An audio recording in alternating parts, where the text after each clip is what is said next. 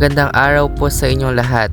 Habang kinukulain ko po ang buhok ni Mama, napaisip po ako kung gaano kalayo na ang aming narating bilang isang pamilya. Sa simpleng tagpong ito po, ramdam ko po ang pagmamahal at sakripisyo na binibigay niya sa amin araw-araw.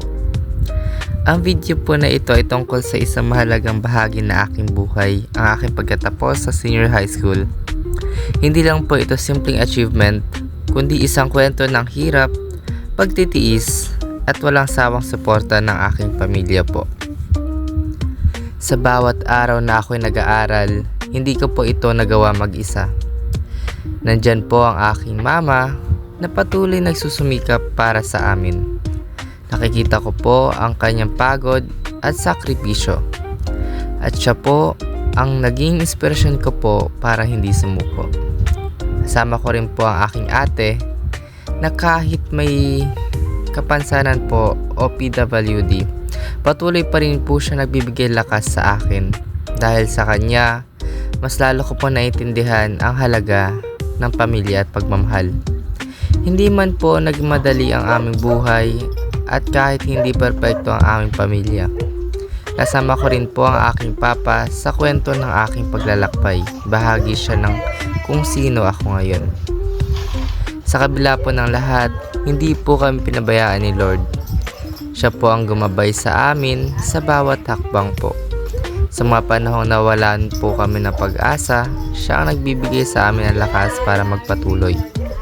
Lubos din po ako nagpapasalamat sa mga tao na naging instrumento po ni Lord para sa aming buhay. Kay Tita Glo, kay Tito Archie, kay Tito Wilma, and kay Tito Ricky po. At sa iba pa po namin kamag-anak na patuloy sumusuporta at nininiwala sa akin.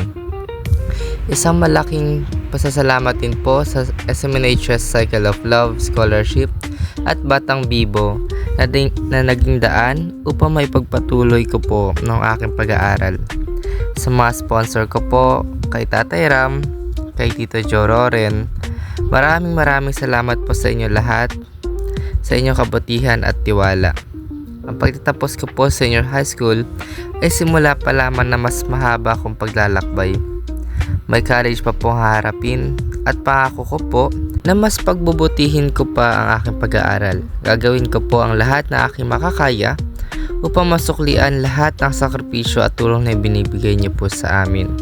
At tagumpay po na ito ay hindi lang para sa akin, kundi para sa aking pamilya, sa mga tao na naniniwala sa akin. At higit sa lahat po para kay Lord na patuloy na gumagabay sa aming buhay. Maraming salamat po sa inyong lahat at ang lahat ng papuri at pasasalamat ay binabalik ko po kay Lord. Thank you so much po mga ka-Ems. I love you so much po. God bless you always po. Mwah.